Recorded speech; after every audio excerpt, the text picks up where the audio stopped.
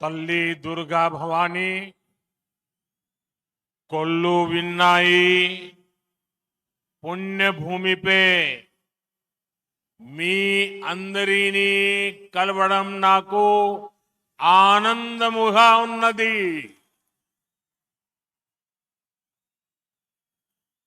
आंध्र प्रदेश के राज्यपाल सैयद अब्दुल नजीर जी, मुख्यमंत्री मेरे मित्र श्री चंद्रबाबू नायडू जी, केंद्रीय कैबिनेट के मेरे सहयोगी मंत्रीगण, डिप्टी सीएम ऊर्जावान पवन कल्याण जी, राज्य सरकार के मंत्रीगण, सभी सांसद और विधायकगण और आंध्र प्रदेश के मेरे प्यारे भाइयों और बहनों,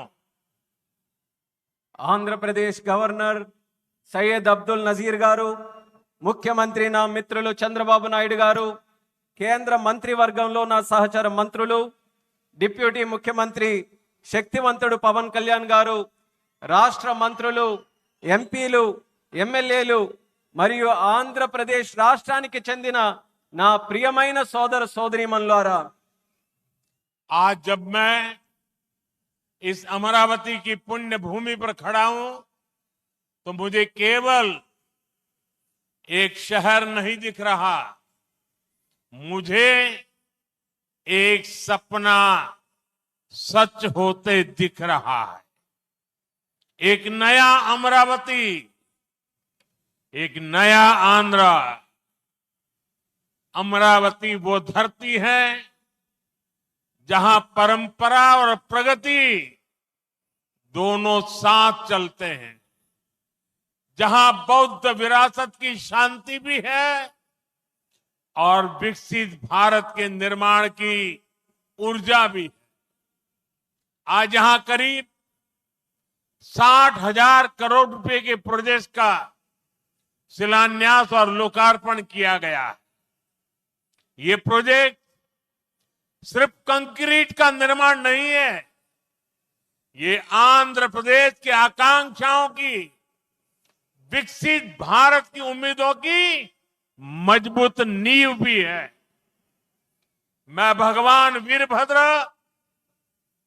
भगवान अमरलिंगेश्वर और तिरुपति बालाजी के चरणों में प्रणाम करते हुए आंध्र प्रदेश की सम्मानित जनता को बहुत बहुत बधाई देता हूं।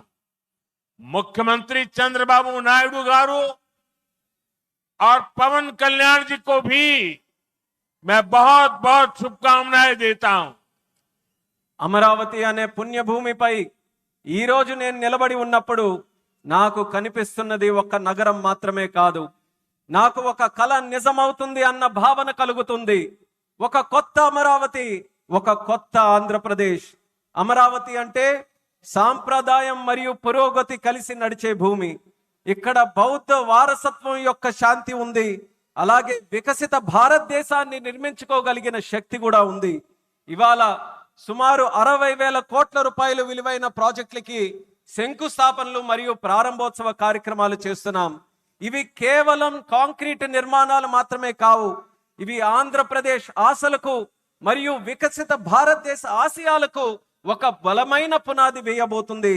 నేను వీరభద్ర స్వామికి, అమరలింగేశ్వర స్వామికి మరియు తిరుపతి వెంకన్న స్వామికి వారి పాదాలకి నమస్కరిస్తూ ఆంధ్రప్రదేశ్ ప్రజలకు హృదయపూర్వక శుభాకాంక్షలు తెలియజేసుకుంటున్నాను। అలానే ముఖ్యమంత్రి చంద్రబాబు నాయుడు గారికి, పవన్ కళ్యాణ్ గారికి నా ప్రత్యేక శుభాకాంక్షలు తెలియజేస్తున్నాను। साथियों, हम सब जानते हैं इंद्रलोक की राजधानी का नाम अमरावती था और अब अमरावती आंध्र प्रदेश की राजधानी है। ये सिर्फ संयोग नहीं है, ये स्वर्ण आंध्रा के निर्माण का भी शुभ संकेत है। स्वर्ण आंध्र विकसित भारत की राह को मजबूत करेगा और अमरावती स्वर्ण आंध्र के विजन को ऊर्जा देगी। अमरावती केवलम ओक नगरम कादु,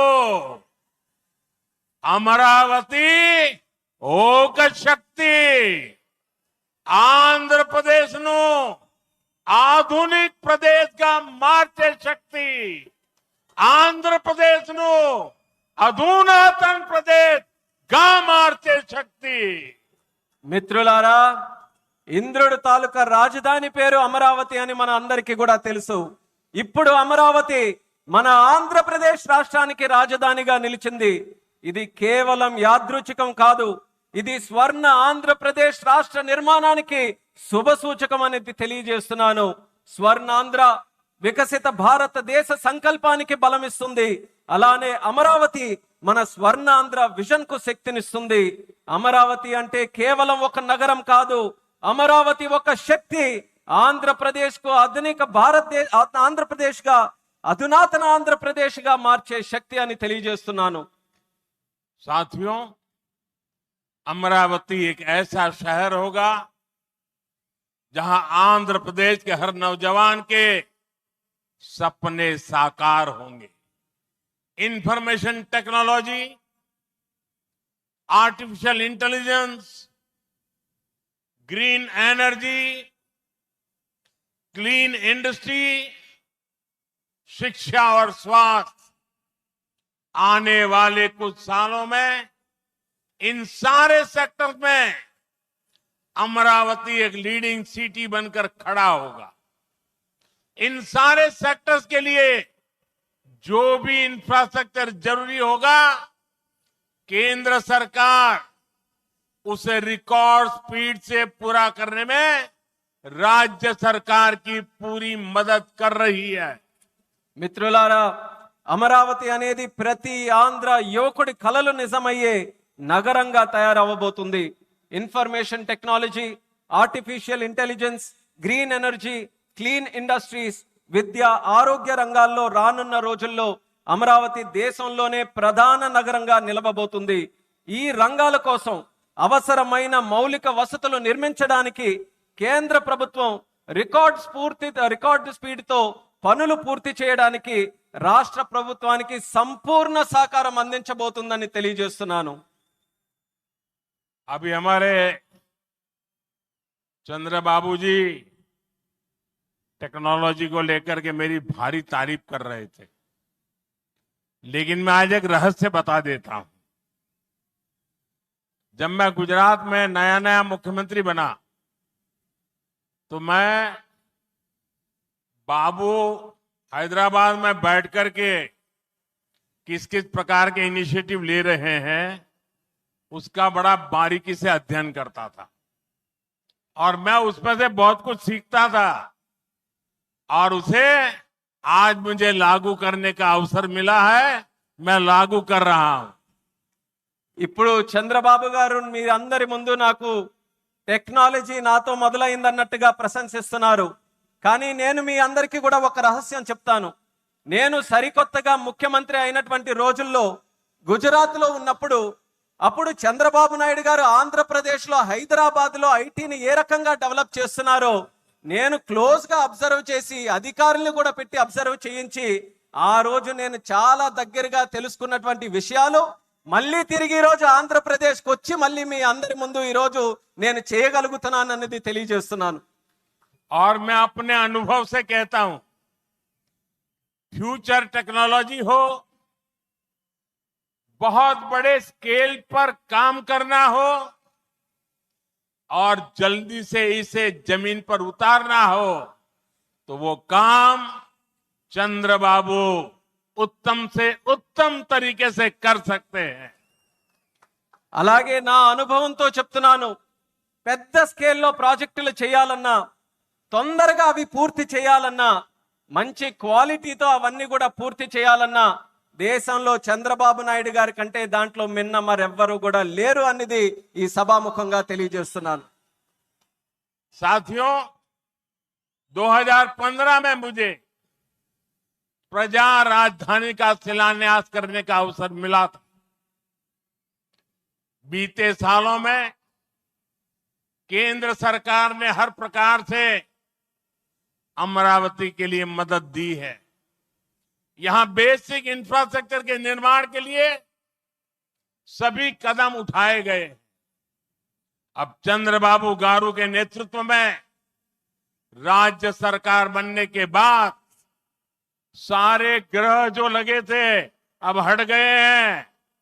यहां विकास कार्यों में तेजी आ गई है। हाई कोर्ट, विधानसभा, सेक्रेटेरिएट, राजभवन, ऐसी कई जरूरी बिल्डिंग बनाने के कामों को भी प्राथमिकता दी जा रही है। మిత్రులారా 2015లో ప్రజల రాజధానిగా అమరావతికి నేను శంకుస్థాపన చేశాను. గత 10 ఏళ్లలో కేంద్ర ప్రభుత్వం అమరావతికి అన్ని రకాలుగా మద్దతుగా నిలిచింది. ఇక్కడ మౌలిక వసతుల నిర్మాణానికి అవసరమైన ప్రతి అడుగు కూడా వేసింది. ఇప్పుడు చంద్రబాబు నాయుడు గారి నాయకత్వంలో ప్రభుత్వం ఏర్పడిన తర్వాత అభివృద్ధి మరింత వేగంతో ముందుకు వెళ్తుంది. ఇక్కడ హైకోర్టు, అసెంబ్లీ, సచివాలయం, రాజ్భవన్ వంటి అవసరమైన నిర్మాణాలకు ప్రస్తుతం ప్రాధాన్యత ఇస్తుంది. साथियों, एनटीआर गारू ने विकसित आंध्र प्रदेश का सपना देखा था। हमें मिलकर अमरावती को, आंध्र प्रदेश को विकसित भारत का ग्रोथ इंजन बनाना है। हमें एनटीआर गारू का सपना पूरा करना है। चंद्रबाबू गारू, ब्रदर पवन कल्याण, इदी मनमू చెయ్యాలి, ఇది మనమే చెయ్యాలి. మిత్రులారా, ఎన్టీఆర్ గారు వికసిత్ ఆంధ్రప్రదేశ్ కోసం కల కన్నారు. మనమందరం కలిసి అమరావతి మరియు ఆంధ్రప్రదేశ్ ని వికసిత భారతదేశానికి గ్రోత్ ఇంజిన్ గా తయారు చేయాలి. మనం ఎన్టీఆర్ గారి కలల్ని నిజం చేయాలి. నారా చంద్రబాబు నాయుడు గారు, అలాగే సోదరులు పవన్ కళ్యాణ్ గారు, ఇది మనం చేయాలి, ఇది మనమే చేయాలి. साथियों, बीते 10 सालों में भारत ने देश में फिजिकल, डिजिटल और सोशल इंफ्रास्ट्रक्चर पर विशेष बल दिया। भारत आज दुनिया के उन देशों में शामिल है जहां का इंफ्रास्ट्रक्चर तेज गति से आधुनिक हो रहा है। इसका फायदा आंध्र प्रदेश को भी मिल रहा है। आज भी रेल और रोड से जुड़े हजारों करोड़ के प्रोजेक्ट आंध्र प्रदेश को मिले हैं। మిత్రులారా, గత 10 ఏళ్లలో భారతదేశం ఫిజికల్, డిజిటల్ మరియు సోషల్ ఇన్ఫ్రాస్ట్రక్చర్ పై ప్రత్యేక దృష్టి సారించింది. ఇప్పుడు భారత్ ప్రపంచంలో అత్యంత వేగంగా మౌలిక వసతులు అభివృద్ధి చెందుతున్నటువంటి దేశాల్లో ఒకటిగా నిల్చుంది. ఇది ఆంధ్రప్రదేశ్ కు కూడా ప్రయోజనంగా మారబోతుంది. ఈ రోజు కూడా రైల్ మరియు రోడ్డు ప్రాజెక్టులలో రాష్ట్రానికి వేల కోట్ల రూపాయలు కేంద్రం తరపున అందించడం జరుగుతుంది. यहां आंध्र प्रदेश में कनेक्टिविटी का नया अध्याय लिखा जा रहा। इन प्रोजेक्ट से एक जिले से दूसरे जिले की कनेक्टिविटी बढ़ेगी, आसपास के राज्यों से कनेक्टिविटी बेहतर होगी। इससे किसानों के लिए बड़े बाजार तक फसल पहुंचाना आसान होगा और उद्योगों के लिए भी सुविधा होगी। टूरिज्म सेक्टर को और तीर्थ यात्राओं को बल मिलेगा। जैसे रेनीगुंटा नायडूपेटा हाईवे से तिरुपति बालाजी के दर्शन आसान होंगे। लोग बहुत कम समय में वेंकटेश्वर स्वामी के दर्शन कर पाएंगे। ఆంధ్రప్రదేశ్ లో కనెక్టివిటీకి ఒక కొత్త అధ్యాయం మొదలవబోతుంది. ఈ ప్రాజెక్టులతో ఒక జిల్లాకు మరొక జిల్లాకు కనెక్టివిటీ పెరుగుతుంది. పక్క రాష్ట్రాలతో కూడా అనుసంధానం ఏదైతే ఉందో అది కూడా మెరుగు కాబోతుంది. ఈ ప్రాజెక్టుల వల్ల రైతులకి పెద్ద మార్కెట్లకు తక్కువ సమయంలో తమ పంటని తీసుకొని వెళ్ళడానికి సులభం అవుతుంది. అలాగే ఉద్యోగస్తులు మరియు పారిశ్రామికులు కూడా సౌకర్యం కలుగుతుంది. పర్యాటకం, తీర్థయాత్రలకి, ఆ రంగాలకి కూడా ఉపయోగపడుతుంది. ఉదాహరణకు రేణుగుంట నుంచి నాయుడుపేట కొత్త హైవే ఏదైతే ఉందో దాని ద్వారా తిరుపతి వెంకన్న స్వామి వారి దర్శనం చాలా సులభంగా మనకు అవుతుంది. తక్కువ సమయంలో ప్రజలు ఆ స్వామి వారిని దర్శనం చేసుకొని ఆ అవకాశం పొందుతారని కూడా తెలియజేస్తున్నాను. साथियों, दुनिया में जो भी देश तेजी से विकसित हुए हैं, उन्होंने अपनी रेलवे पर बहुत अधिक बल दिया। बीता दशक भारत में रेलवे के ट्रांसफॉर्मेशन का रहा। भारत सरकार ने आंध्र प्रदेश में रेलवे के विकास के लिए रिकॉर्ड पैसे भेजे।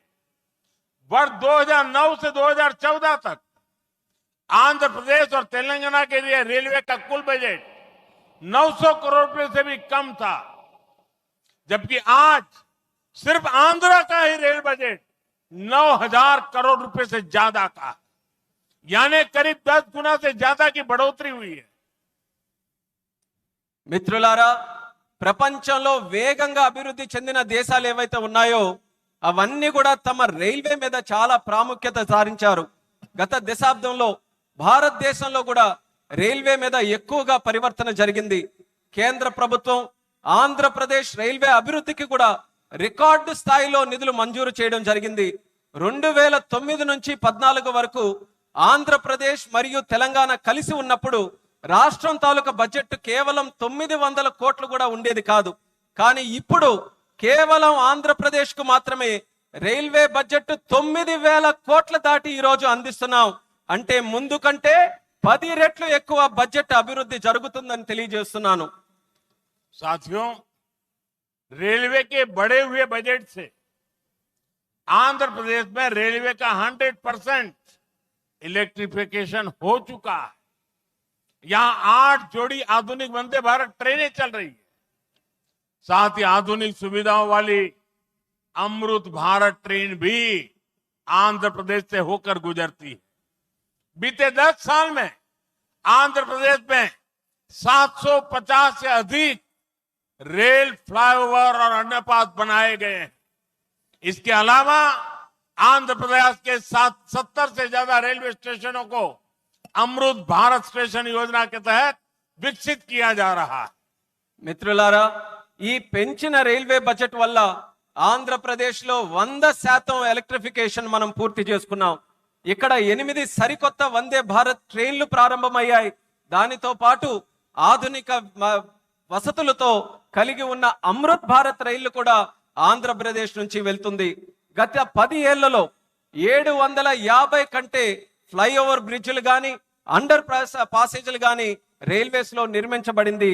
అంతేకాకుండా 70కి పైగా రైల్వే స్టేషన్లు మన ఆంధ్రప్రదేశ్ రాష్ట్రంలో అమృత్ భారత్ స్టేషన్ పథకం కింద అభివృద్ధి కూడా చేస్తున్నామని తెలియజేస్తున్నాను. साथियों, इंफ्रास्ट्रक्चर के लिए जब इतने सारे काम होते हैं तो उसका बहुत मल्टीप्लायर इफेक्ट होता है। इंफ्रास्ट्रक्चर के निर्माण में जो रॉ मटेरियल लगता है उसे मैन्युफैक्चरिंग इंडस्ट्री को बल मिलता है। सीमेंट का काम हो, स्टील का काम हो, ट्रांसपोर्टेशन का काम हो, ऐसे हर सेक्टर को इससे फायदा होता है। इंफ्रास्ट्रक्चर विकास का सीधा लाभ हमारे नौजवानों को होता है, उन्हें ज्यादा रोजगार मिलते हैं।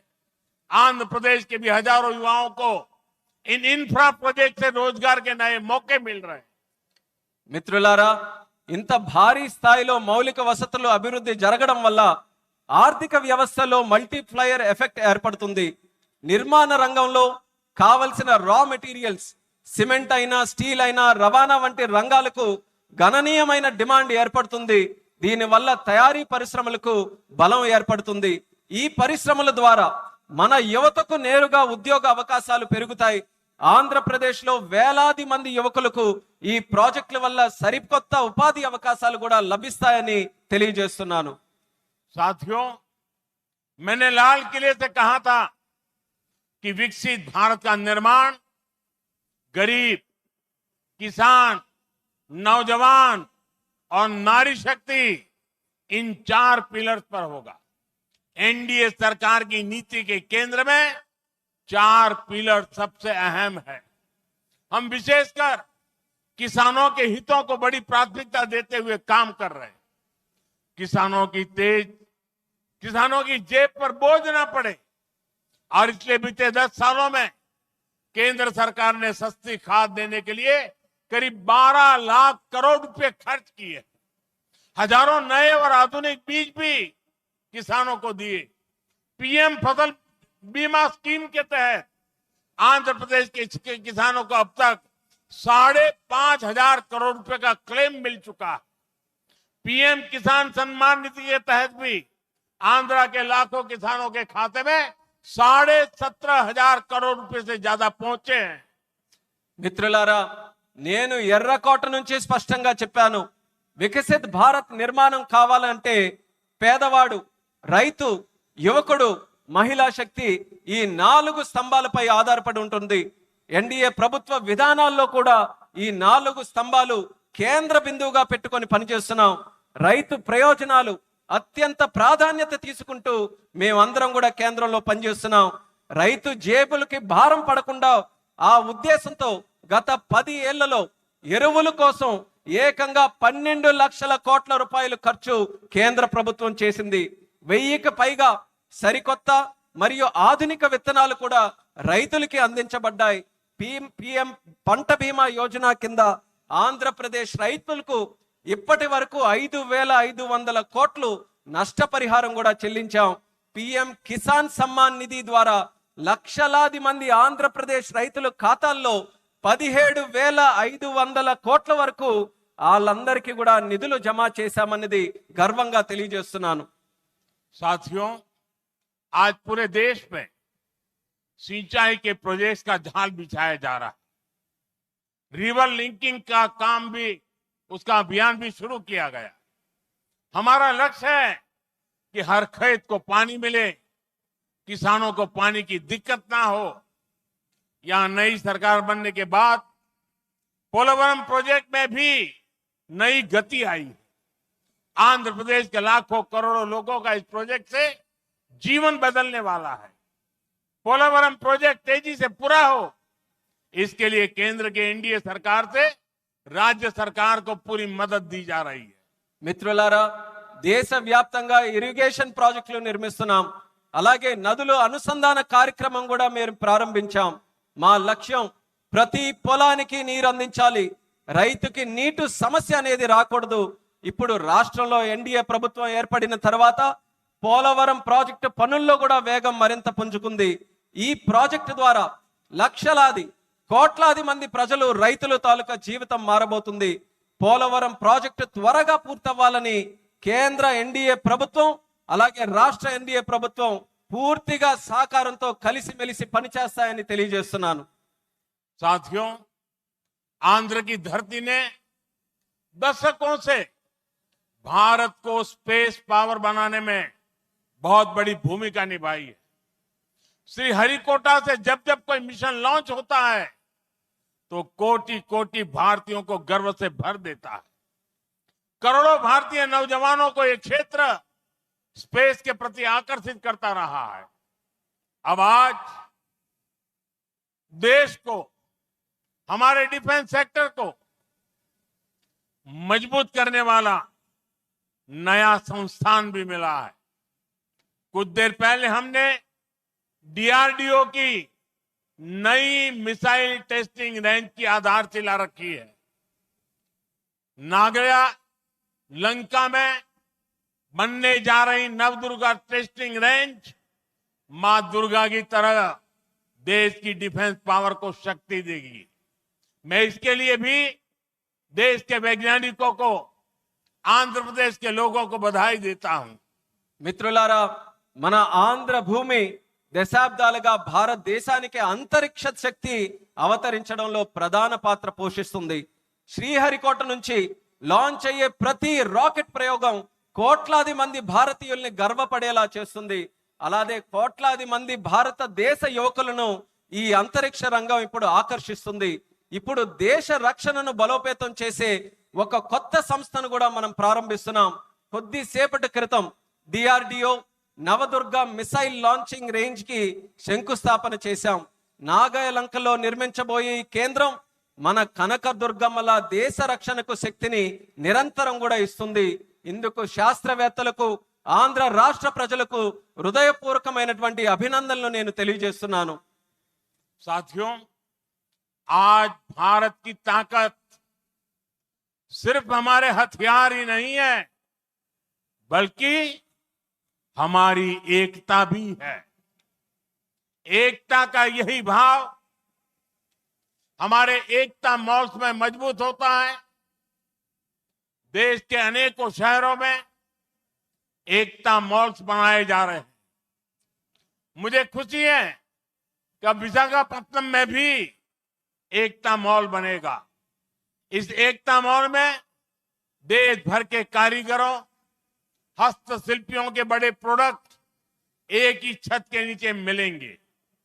ये भारत की डायवर्सिटी से सबको जोड़ेगा। एकता मॉल से लोकल इकोनॉमी को भी गति मिलेगी और एक भारत श्रेष्ठ भारत की भावना की भी और अधिक मजबूत होगी।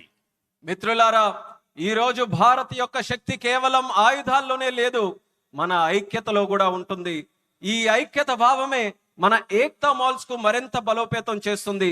దేశంలో అనేక నగరాల్లో ఈ మాల్స్ ని మనం నిర్మించబోతున్నాం. ఇప్పుడు విశాఖపట్నంలో కూడా ఒక ఏక్తా మాల్ నిర్మించడం కోసం మనం ఈ రోజు శంకుస్థాపన చేశాం. దానికి నాకెంతో ఆనందంగా ఉంది. ఇక్కడ దేశవ్యాప్తంగా ఉన్న హస్త కళాకారులు వాళ్ళ ఉత్పత్తులు ఒకే చోట అందుబాటులో మనకు ఉంటాయి. ఈ మాల్ భారత వైవిధ్యాన్ని అనుసంధానిస్తుంది. లోకల్ ఎకానమీకి కూడా ప్రోత్సాహం ఇచ్చేలా ఈ మాల్ నడుస్తుంది. అలాగే ఏక్ భారత్ శ్రేష్ఠ భారత్ అనే భావనను మరింత బలోపేతం చేస్తుందని తెలియజేస్తున్నాను. साथियों, अभी हमने चंद्रबाबू जी को सुना। उन्होंने 21 जून अंतर्राष्ट्रीय योगा दिवस की चर्चा की। मैं चंद्रबाबू का, आंध्र की सरकार का और आंध्र के लोगों का आभारी हूं कि आपने अंतर्राष्ट्रीय योग दिवस के लिए देश का प्रमुख कार्यक्रम आंध्र में करने के लिए निमंत्रण दिया। मैं इसके लिए आपका आभार व्यक्त करता हूं और जैसा आपने कहा है, मैं स्वयं भी 21 जून को आंध्र के लोगों के साथ योग करूंगा और दुनिया का एक कार्यक्रम यहां पर होगा। इस कार्यक्रम का महत्व इसलिए भी है कि अंतर्राष्ट्रीय योग दिवस का 10 साल की यात्रा का ये 10वीं साल का महत्वपूर्ण पड़ाव है। पूरे विश्व में योग के प्रति एक आकर्षण है। इस बार पूरी दुनिया 21 जून को आंध्र की तरफ देखेगी और मैं चाहूंगा कि आने वाले 50 दिन पूरे आंध्र में योग को लेकर के एक जबरदस्त वातावरण बने, स्पर्धाएं हो और वर्ल्ड रिकॉर्ड करने का काम आंध्र प्रदेश करके पूरी दुनिया को चकित कर दे। और मैं मानता हूं चंद्रबाबू जी के नेतृत्व में ये होके रहेगा। మిత్రులారా, ఇప్పుడే మనం చంద్రబాబు నాయుడు గారిని విన్నాం. అంతర్రాష్ట్రీయ యోగా దినం జూన్ 21న మనం చేసుకోబోతున్నాం. దానికి చంద్రబాబు నాయుడు గారికి, ఏపీ గవర్నమెంట్ కి, అలాగే రాష్ట్ర ప్రజలకి అందరికీ కూడా నేను ధన్యవాదాలు తెలియజేసుకుంటున్నాను నన్ను ఆ రోజు ఇక్కడ ఆహ్వానించినందుకు. ఆ రోజు తాలూకా ప్రత్యేకత ఏంటంటే, మనం జూన్ 21 యోగా దినం, ప్రపంచ యోగా దినం ప్రకటించి 10 సంవత్సరాలు కాబోతుంది. ఆ రోజు కేవలం ఆంధ్రాలో యోగా ప్రచారం చేయడమే కాదు, ప్రపంచం మొత్తం ఉన్నటువంటి ప్రజలందరూ కూడా ఆంధ్రప్రదేశ్ రాష్ట్రం వైపు చూసేలా మనం అందరం కూడా చేయాలి. అది చేయాలనంటే ఈ ఉన్నటువంటి 50 రోజులు ఏదైతే ఉందో, ప్రతి ఊరిలో, ప్రతి గ్రామంలో, ప్రతి వీధిలో కూడా, ప్రతి ఇంటిలో కూడా యోగాని మరింత ప్రాముఖ్యత తీసుకొని వచ్చే విధంగా కార్యక్రమాలు చేస్తూ వరల్డ్ రికార్డు సాధించే విధంగా ఈ 50 రోజులు కూడా మనం అందరం వినియోగించుకోవాలి. నాకు నమ్మకం ఉంది, చంద్రబాబు నాయుడు గారి తాలూకా నాయకత్వంలో అది ఖచ్చితంగా మనం సాధించగలగాం. అది మీరందరి తాలూకా సమక్షంలో విశాఖపట్నంలో ఏర్పాటు చేయబోయే యోగా కార్యక్రమంలో మీ అందరి ఆహ్వానం మేరకు నేను ఖచ్చితంగా వస్తాను. ఆ రోజు మనం అందరం కూడా కలిసి యోగా చేద్దాం. ఆ రోజు ప్రపంచం తాలూకా దృష్టి యోగా వైపు, అలాగే భారతదేశం వైపు కూడా మళ్ళిద్దామని ఈ సభాముఖంగా తెలియజేసుకుంటున్నాను. साथियों, आंध्र प्रदेश में ना तो सपने देखने वालों की कमी है और न ही सपनों को साकार करने वाले कम है। मैं विश्वास के साथ कह सकता हूं, आज आंध्र प्रदेश सही राह पर चल रहा है। आंध्र ने सही स्पीड पकड़ ली है। अब ग्रोथ की स्पीड को हमें लगातार तेज करते रहना है।